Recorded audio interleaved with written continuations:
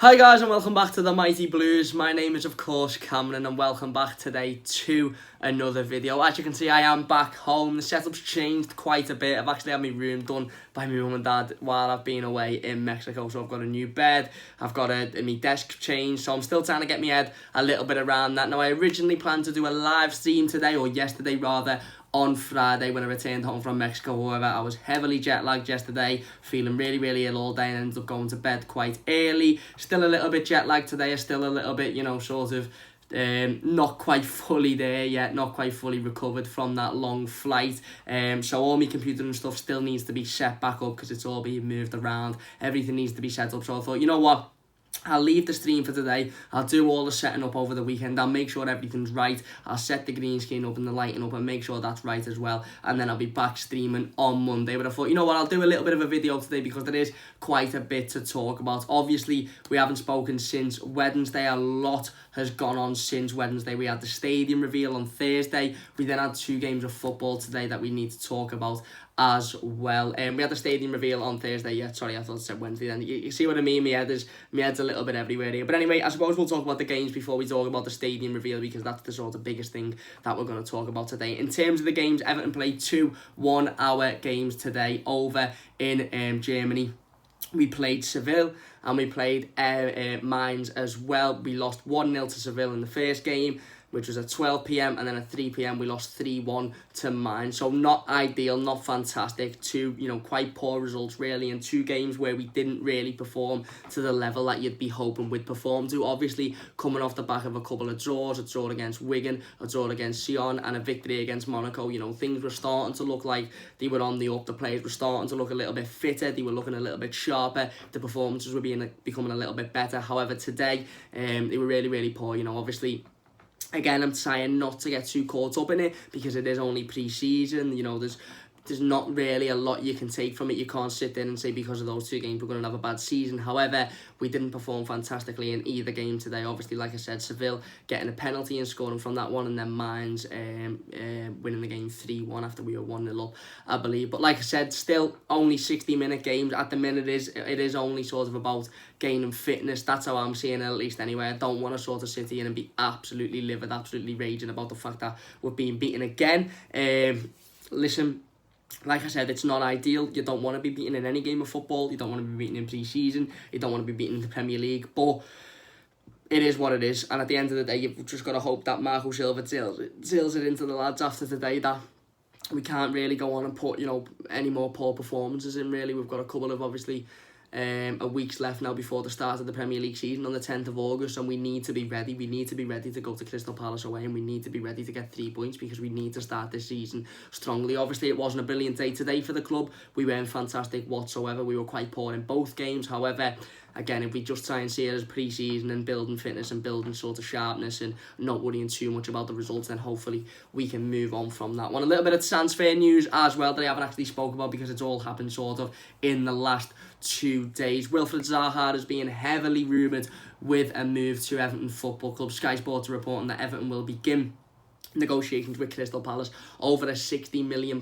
move for Wilfried Zaha. It's likely to include a player within that deal. Players like Yannick Bolasie, Cenk Tosun, James McCarthy have all been banded about to be the players that will be going over to Crystal Palace as part of that deal. It was recently rumoured today that Arsenal are now in fact interested in Nicolas Pepe from Lille. So again, that's going to cost them around £80 million, so it's highly unlikely that they'll go for both players. If it's 2 Arsenal that are in for Pepe, then again, it really does leave Everton sort of to Wilfried Zaha. The players come out and said he would be open to a move to the Northwest. He wants to get away from Crystal Palace.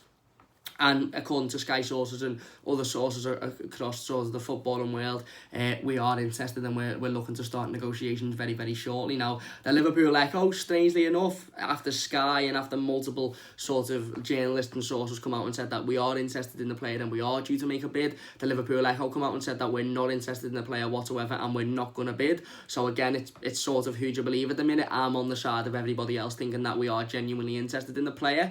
He's a level up, he's a step up but from what we've got, he's, you know, a really, really good Premier League footballer. Obviously, he's going to cost us a lot of money, but for me, he's a player that does it in the big games. He's a player that can turn up when you need him to, and he can provide, you know, a fair few goals and assists throughout the Premier League season. So I personally, don't know whether it's the optimist in me, would like to hope that they are true and the rumours are true and that we are, you know, looking at a possible transfer for him. However, again, you know, a source so close to the city have come out and said that we're not interested whatsoever, and we're not going to go in for him. So again, it's what you read on Twitter, really, isn't it? I suppose it depends who you trust and it depends who you listen to, but we'll have to wait and see how that one sort of pans out over the next couple of days and weeks as well. Another transfer rumour is Juventus striker Moise Kean is apparently in advanced stages of negotiations, and Juventus is in advanced stages of negotiations for a move to Everton Football Club. The move will cost around €35 million. Apparently the director of Juventus is in the UK discussing the transfer with Everton Football Club, and hopefully we'll be looking to get that one done as soon as possible as well. And if you're asking my opinion, if you bring in Moise Kean in, if you bring in Wilfried Zaha in, two attacking players, for me, if we can bring both of those players in, we can bring a central midfielder in to replace Zaha, who looks like he's going to leave, and we can bring two centre-halves in. That'll be an absolutely unbelievable transfer window for me. But again, that's looking at hundreds of millions of pounds and 5 players: Zaha, Keane, 2 centre-backs, and a replacement for the Zaga as well. So how possible that is, I don't know. Whether it's only, likely that we're going to sign one of Keane or Zaha, that probably is a little bit more realistic. But regardless of Keane or Zaha, we need to sign a replacement for the Zaga, and we need to sign at least 2 centre-halves before the end of the transfer window. So still a lot of work to do for Mr. Marcel Brands. Like I said, I'll keep you up to date with all of the transfer rumours and news over the next sort of couple of days and weeks. Don't forget to join us on Monday for a live stream. We'll sit down and we'll recap everything that's happened whilst I've been away. I'll get my computer all set up over the next couple of days. I'll get the microphone set up. I'll make sure everything is in working order, and then we'll discuss that on Monday. Lastly, obviously for this video, the biggest bit of information, the biggest bit of news, a massive step in the history of our fantastic football club. Everton released the video, the images, the information as to what Bramley Moor Docks will look like. The stadium on Bramley Moor Dock will look like when it is built within the next few years. And oh my God, if you follow us on Twitter, you'll know my instant reaction to this on Thursday. But oh my God, I was 10 minutes away from jumping on a coach to take me to an airport, to then jumping on a 10.5-hour flight to get back to the UK. I seen the video and I was speechless. Absolutely breathtaking. Dan Mize, who is the architect, who is the designer of the stadium, and everybody at Everton Football Club has done an absolutely unbelievable job in getting this together, in designing the stadium, in making sure that the regeneration of L4 and where Goodison Park is based is also obviously cared to, in designing the sort of facilities that's going to be around the stadium. Obviously, within the video, you see a look at what the stadium will look like. You see a sort of a section that fans can go and sit in and actually see the players as they walk through the tunnel. Dare say it'll be a little bit expensive, but again, it's a fantastic idea. You pay for what you get, really. You pay to be able to see the players walk onto the pitch before the game. The stands look absolutely unbelievable. The way the pitch is designed as well, just the little details. I was quite worried going into it. I wasn't worried to a point where I was panicking, but I was worried. Obviously I was a little bit sort of unsure about how the pitch would look and how close you will be to how close the fans would be to the players. Obviously we've seen West Ham, who took a stadium from the Olympics, and we've seen the effect that that's had on them stadiums that for me have a running track around them, for me have some form of obstacle between the fans and the players. Just isn't good whatsoever. It kills the atmosphere, it kills the feeling of a football stadium, and that wasn't what I was looking for at Bramley Moor Dock. Obviously, seeing the release video, there's none of that. The players are as close to the fans as can be, pretty much similar to Goodison Park, which I'm absolutely